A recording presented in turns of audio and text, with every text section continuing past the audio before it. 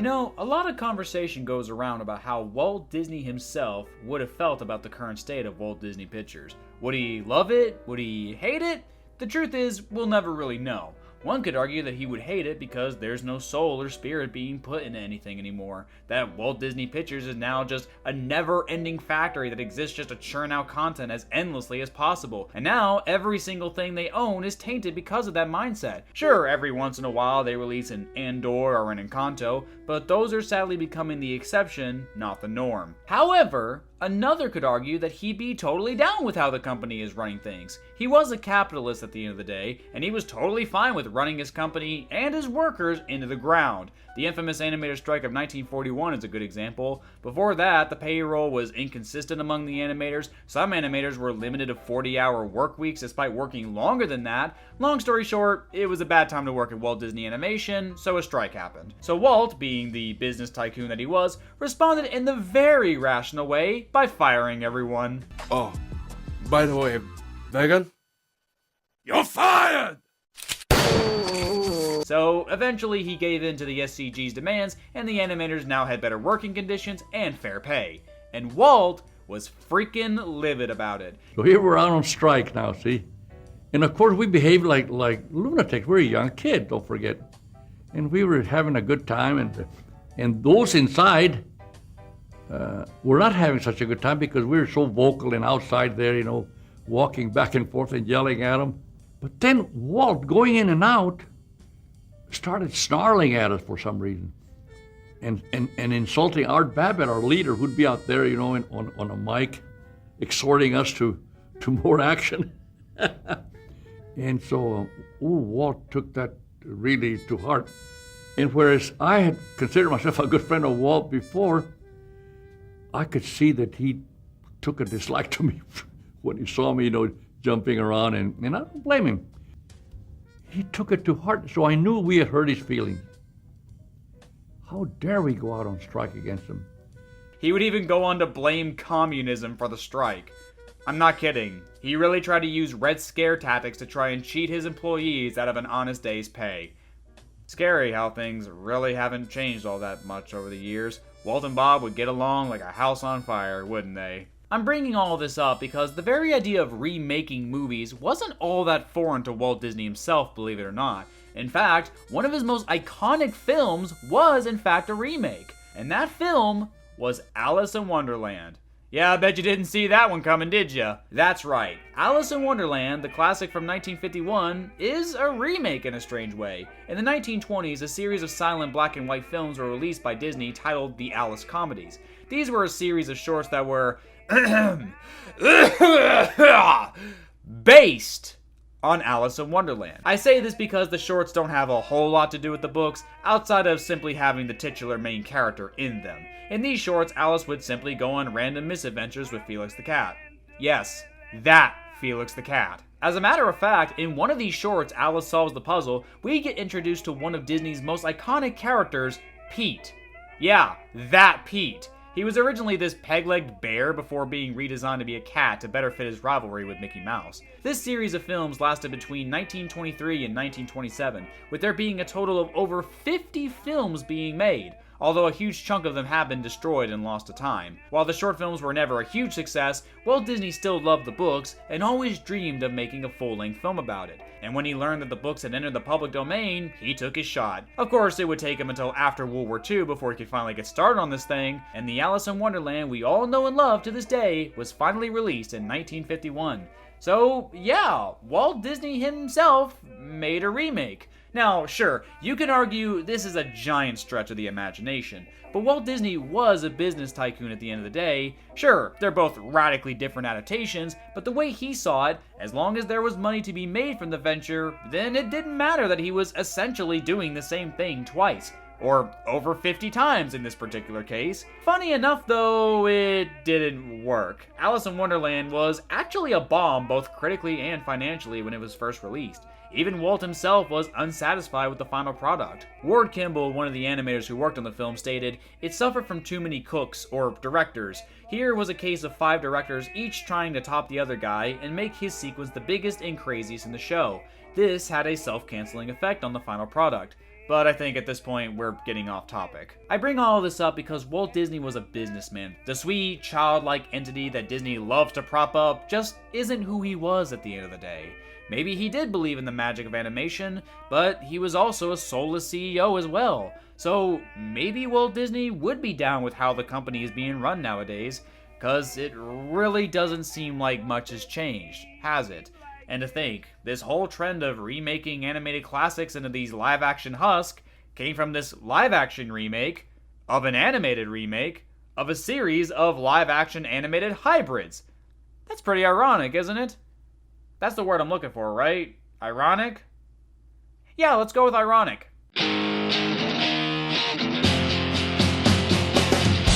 I'm gonna take you back to the past, to all the live-action remakes that people were actually excited for at the time.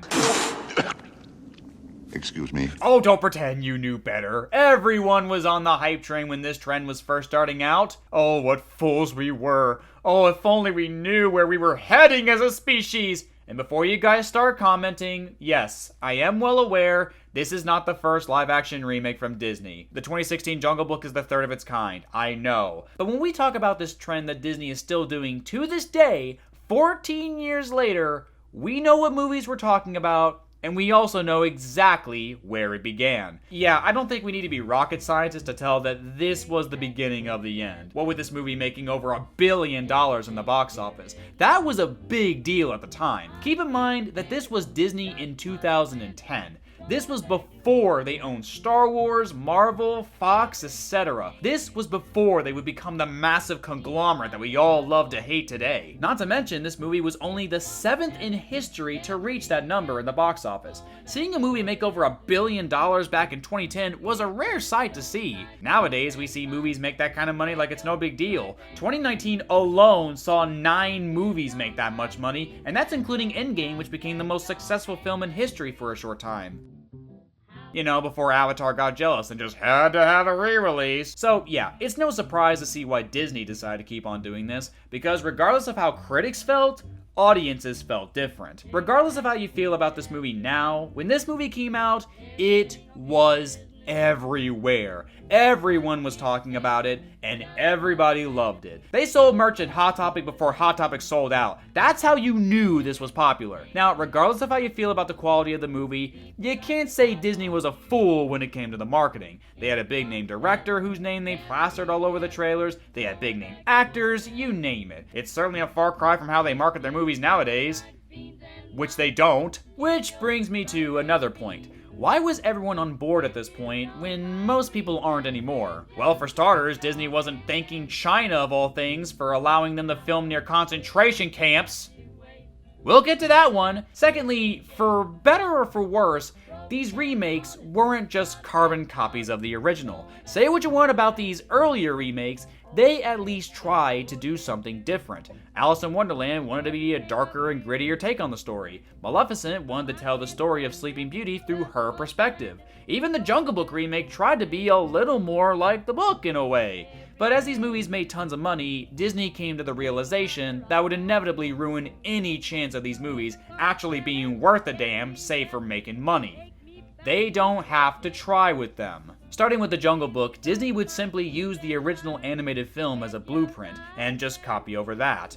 Beauty and the Beast, Aladdin, The Lion King, Mulan, The Little Mermaid, and so on. Sure, not every remake would do this, but those became more rare and few in between. The sad thing is, remaking these movies isn't inherently a bad idea in its own right, but it's become more clear that Disney isn't interested in taking the original story in a new direction. They just want to cash in on nostalgia. And sadly, these movies make too much money for Disney to think otherwise, even to this day. Despite everyone hating The Lion King, it made $1.6 billion, so we can't fully blame the studio for that one. But back in 2010, this wasn't a problem.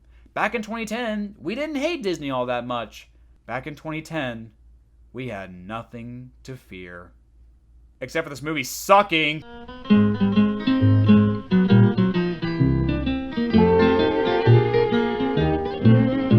Yeah, I didn't like it. I'll admit that I did when it first came out. Like I said earlier, we were all on the hype train for this movie, and I was a happy passenger like all of you guys. At least I have the courage to admit I had the problem. That's the first step to overcoming your past failures. Now, that's not to say it's completely worthless. There are good things here and there, like, for example, it's pretty. As expected for a Tim Burton movie, there's this gorgeous gothic aesthetic, and I think the movie is aged pretty well, all things considered. The film was even nominated for Best Visual Effects that year, which it lost to Inception, which...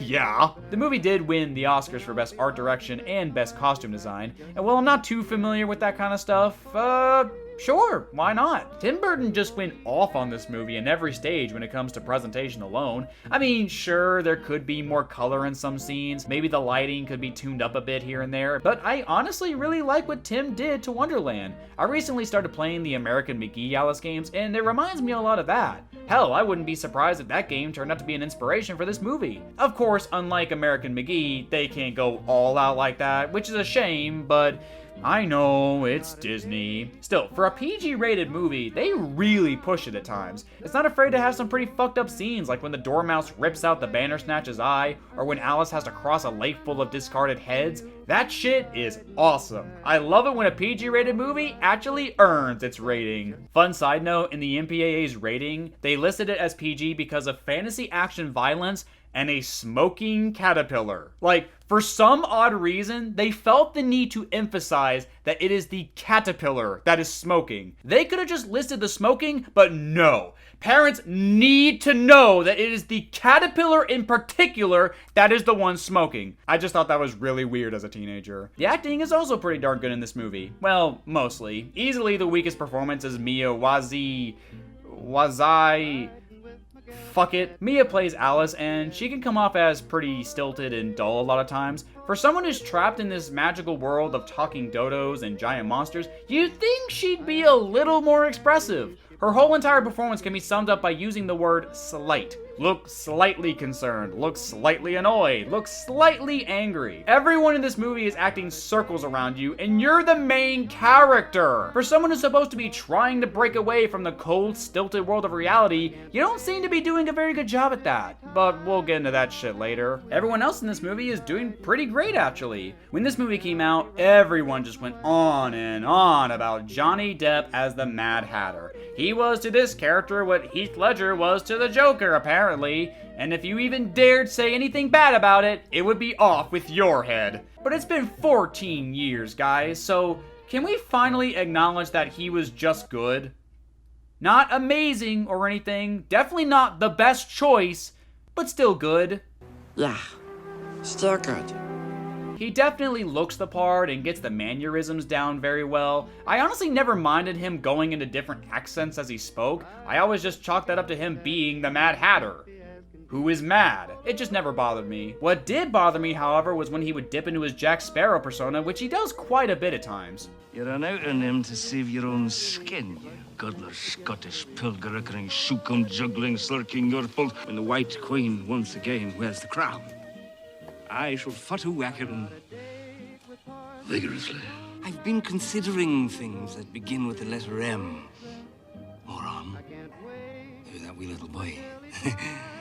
I wouldn't know. Stop that. On top of that, there's no clear character for him either. Switching in and out of accents is one thing, but he seems to keep going in and out of either being mad or simply being weird, which I think there is a difference here. He can think logically, he can work with other people without botching up a plan. It just doesn't sound like something the Mad Hatter would do, you know? Is he actually mad, or is he just a little quirky at night? The more I watched the movie, the more it just confused me. And this comes down to just how the film is laid out overall, but we'll come back to this later. But all things considered, he's a good Mad Hatter, but not the best. If you ask me, there's one guy I think of who would have been perfect for this role, and that would be Mark Hamill. Mark would have chewed this role up and spit it out, especially given the direction that this movie is taking the character. The Mad Hatter is sort of this weird combination of a mad lunatic and this valiant hero. Kind of like the Joker and Luke Skywalker. They don't even sugarcoat it, like he's literally made the knight to the White Queen later in the movie. This is essentially Mark's most famous roles rolled up into one character. Like, how would this not work? Now, to some of you, Mark might have been seen as too old for this role. Not so. This movie's going for an older, more chiseled version of the Mad Hatter anyway, so why would his age even be an issue? And it's not like he can't do live action. He was in The Last Jedi, for fuck's sake, and that was years later. He would have been perfect for this role. Oh, but I get it. Johnny Depp and Tim Burton are like brothers, only closer. If anyone should have been praised to hell and back for their performance in this movie, it should have been Helena Bonham Carter as the Red Queen. This woman absolutely dominates and conquers every scene she's in. She was born for this role. Chewing at the scenery, her chemistry with the other characters, like, I have no notes. This is just pitch perfect casting. I know Tim Burton likes to work with the same actors all the time, especially since he and Helena were dating at the time, but nevertheless, 10 out of 10 performance. I just loved her in every scene she was in, and frankly, it made me kind of angry that no one ever acknowledged her in this role. How ironic was it that a film where both the main character and the villain were women, and yet the character who was played by a man took center stage in the marketing and was hyped up as the best part of the movie. Now obviously that's not Johnny's fault, but yeah, that's kind of weird, isn't it? Shouldn't Mia have been in the center of that poster since she's the main character? Sure, she and Helena got their own posters. I take back what I said about the marketing earlier. I don't know if this was intentional or they just hyper-focused on who they thought would be the most popular character, but either way, it's incredibly odd to see this movie put this much effort into one male character over the two female leads of the film who both have more screen time and impact on the film as a whole. Let's see, what else did I like about this movie? The Jabberwocky looks cool. I might just be biased on that because I'm a sucker for cool dragon designs, but yeah, the Jabberwocky looks cool. I also love the fact that they got the Christopher Lee to voice this thing, and yet they only gave him 2 lines to say. You have one of the most iconic and legendary voices in all of cinema history, and you only give him 2 lines? Oh, my old foe. We meet on the battlefield once again. We've never met. Good. Twice the pride, double the fall. I can't even be mad about that. I would have done the same thing, honestly. I think that's everything. Ooh, how about the writing? Oh, that part's absolute shit. Thanks for asking.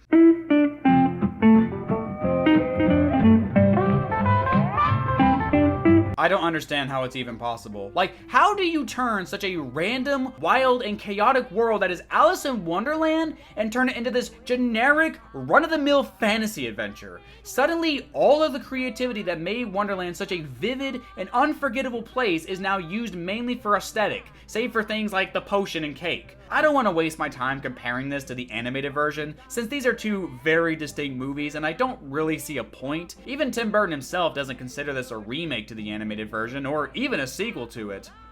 Even though it kind of is, honestly. I'm not super familiar with the book either, so I'm not really the best guy for that kind of thing, although I'm pretty sure this doesn't follow the book all too well anyway. Instead, this just feels like it wants to be the next Harry Potter, or Chronicles of Narnia, or Golden Compass, or whatever. In this version of Alice in Wonderland, Alice is the chosen one, who is destined to slay the Jabberwocky and save Wonderland, or Underland, or Johnny Depp. In that ass. That one was so forced. I'm so sorry. There's even this chronicle that outright says Alice will slay the Jabberwocky and save everyone. Great! I love having a movie where there's 0 tension because now we know how the movie's gonna end. I fucking hate prophecy bullshit. Why is there a chosen one? Why is there a prophecy? Who looked at Alice in Wonderland and thought it needed a chosen one plotline? Hell, this movie can't even stay consistent with the prophecy. So apparently everyone's trying to get Alice to the White Queen's place so that she'll be safe. But then Alice says, yo, fuck that shit. I want to kick that bitch's Texas-sized head in, and she goes. Then later, the dog reports to the White Queen about this, to which she will reply, But that is exactly where she will find the Vorpal Sword. We have our champion.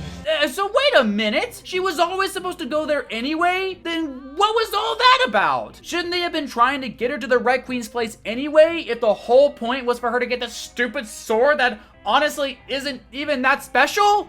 Oh, but that's the whole point. She's supposed to defy what everybody else thought she'd do. Fuck off. This is so pretentious. If you remove the prophecy bullshit, it doesn't change a damn thing. Speaking of which, apparently Alice had to go there in order to retrieve this very important weapon called the Vorpal Sword, which is the only thing capable of killing the Jabberwocky. How though? How is it the only thing that can kill the Jabberwocky? because it just looks like a normal-ass sword to me. The movie wants to treat this like it's the Master Sword from Legend of Zelda, but in those games, they showcase why it's such a powerful and important weapon. But in this movie, the Vorpal sword is just a normal sword. There's nothing special about it. I know it's from the original poem, but that means nothing. Alice kills the Jabberwocky by cutting its head off, so why couldn't she just do that with any other sword? This movie never showcases why it has to be that sword in particular. Like, is the Jabberwocky immune to other swords? We don't know. Was the Vorpal sword enchanted with white power? We don't know. We're only told that this sword is super important, but we're never shown it. Again, this just makes the whole prophecy thing so stupid. If the whole point of Alice going to the Red Queen's castle was so that she could retrieve this very important sword, then why on earth do you not emphasize what's so fucking important about that sword? What makes it so special that another sword couldn't be used? We can't answer that because prophecy! Speaking of the Red Queen, is she a dumbass or something? She says this early in the movie. I'd know that tangled mess of hair anywhere. Is it Alice? Are you sure about that? Because Alice literally comes to you on your doorstep and you don't recognize her. Oh, and don't use the excuse that she's bigger. How does the queen not know about that stuff? Everyone in Wonderland knows about the cake that makes people grow big. The White Queen does, so why doesn't the Red one? Like I said, is she stupid? Patchy the Pirate here I get because it seems like he never met her. Oh wait, yes he did! Alice! Of course, why didn't I see it? Well, it has been a long time. And you're such a little tyke then. Which makes this particular moment all the weirder. Like you, This actually leads me to my next point, which I think is objectively the biggest problem with this movie. So, Alice in Wonderland has always been about the blurring of the line between imagination and reality. The opening 10 or so minutes of the movie actually showcase this with these weird interactions that Alice has with these other people. You have Tweedledee and Tweedledum here with these two girls, who I'm sure Rule 34 artists were very kind to. The sister is the White Queen, the fiance is the Knight, this snooty bitch is the Red Queen. Like, it's pretty clear what they're doing. These reflections of the real world affect Alice's Wonderland and inspire the characters within it in both positive and negative ways. It's a pretty genius idea if you ask me. There's only one problem, however. Wonderland is real. Yeah. Wonderland is a real place for some reason.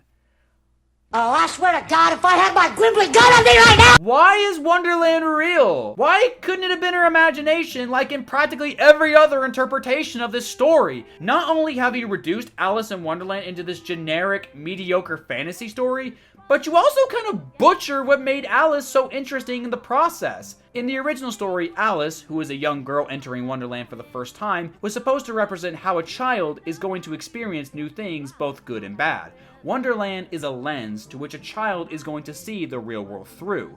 So, by making Wonderland real, you already go and miss that whole point. And on top of all that, Alice is no longer a child. She's 19. So, that distinction that this is a child's mindset is even more forgotten. Sure, American McGee's Alice is older too, but they make that the whole point. That Alice was traumatized as a child, and even now as an adult, she can't fully move on from it. But that raises the question, why set up all of these parallels to Wonderland if Wonderland is a real place? Because now, that just doesn't make any sense. There's no correlation between the real world and Wonderland, save for Alice going, huh, that's funny, you remind me of some people I know. Like it's meant to be some quirky joke or something. Now, I know you guys are probably thinking, Razor, you're really overthinking it now. No, I'm actually not. There's an entire scene that hammers the point in that this is real, that Wonderland is a real place and everyone in it is real. And if for some reason you still think that maybe it's just metaphorical or something,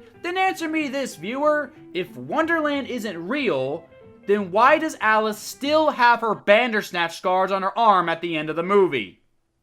What makes this even worse is that Alice's entire character arc in this movie is contradictory to what it's supposed to be. In the movie, Alice is expected to give in to societal expectations and marry this snobby asshole simply because he's rich. She's expected to take responsibility for her life and do what's expected of her. Oh, but she doesn't want to marry the snobby guy. She wants to do,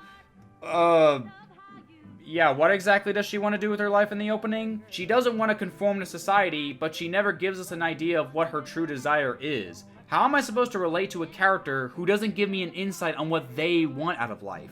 It just makes Alice a pretty stiff character, which makes her stilted performance even more noticeable. All we know about this Alice is that she doesn't like wearing stockings and stuff. Wow, what a riveting character. But I guess her arc is that she's gonna learn to stand up for herself more, even though she already does, in a way. Oh, but she won't let society tell her what to do, and in Wonderland, she'll learn that lesson by doing exactly what society expects her to do. Did I miss something? Did I have a stroke? Alice can't grow because of this dumbass prophecy. The whole story hinges on Alice following this prophecy and becoming the quote-unquote real Alice. She's not like she was when she was like 10. She's lost her muchness, in the words of the movie, but she's already been shown defying society already because she refused to wear stockings.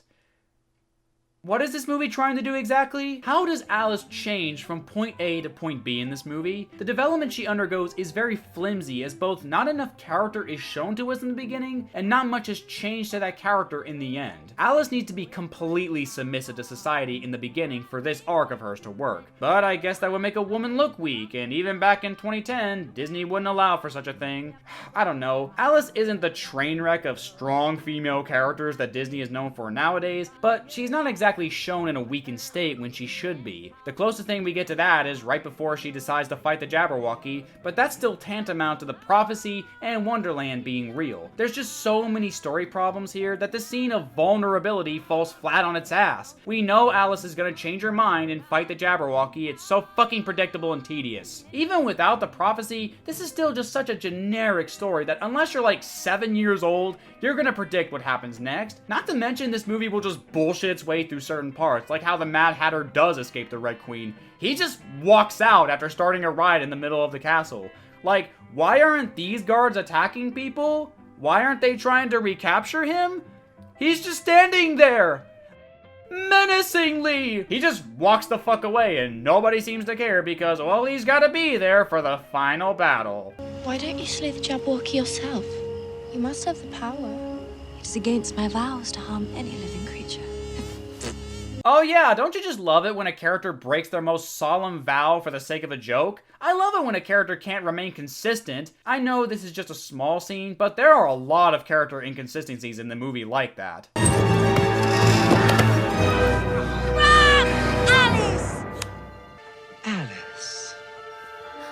Bruh. Wow, great job! It's not like keeping Alice's identity a secret was a really important thing to do, you rat! Why'd she even say it like that? She took a full second to process what she was gonna say, and she still said it. My instincts say she did it on purpose. This bitch had it out for her the whole time, and she saw her chance. The entire world is falling to ruin for chatters off his teeth.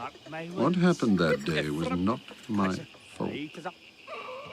Wow, that sounds really interesting, Cheshire. Will we ever find out what exactly happened? Apparently it was a really big deal since the Hatter resents you for it. Oh, we don't? Good to know! There's just no real thought put into later, only the moment. It doesn't matter what a character does now, because it won't matter later, because writing consistent characters is for losers, apparently. But hey, at least the movie is pretty.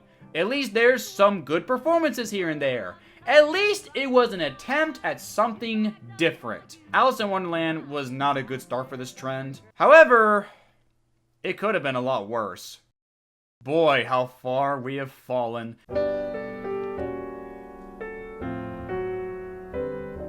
This is not a good movie, and yet it's wild that this is objectively one of the better remakes. Because unlike modern remakes, which have just become complete retreads of the original film, save for a few lines of dialogue and, I guess, making the main character black, Alice in Wonderland at least tried to be different. Tim always went on saying that this wasn't either a remake or even a sequel to the animated version, which I honestly do believe that was his intention. I think this is just another adaptation of the timeless story, rather than it is a remake of a classic Disney film. But with that being said, the connection is abundantly still there, and Disney absolutely cashed in on it. And the way this movie not only made money, but a boatload of it, would set the stage for how Disney would grow into what it is now. It's easy to understand, but but it doesn't make it any less tragic. Because, like I said before, remaking classic films that were made 70 years ago isn't a bad idea on the spot, especially when it's based on a famous property already. But soon enough, that no longer mattered, and the time gap between the movies shortened from 70 years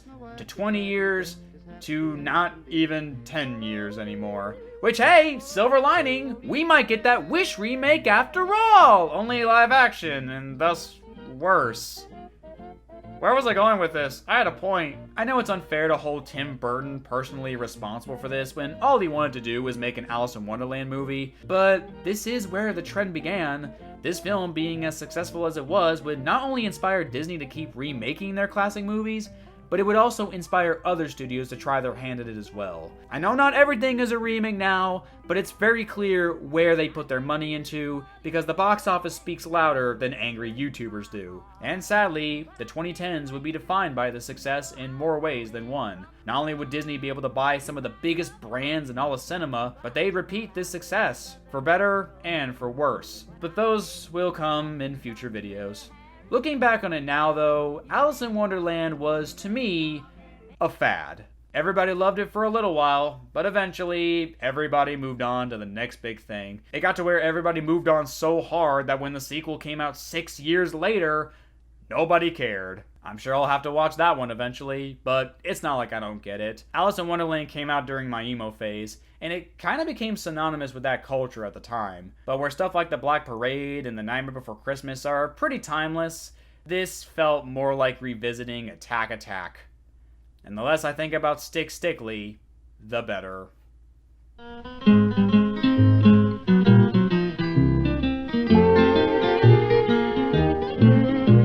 Riding with my gal beside me, I'm as happy as can be. Ho-lo-dee, ho-lo-dee, ho-lo-dee. I asked her if she'd marry me, she blushed and then said yes, sirree. Ho-lo-dee, ho-lo-dee, ho-lee-dee-day. I got a date with Parson Jones right down across the railroad track. I can't wait.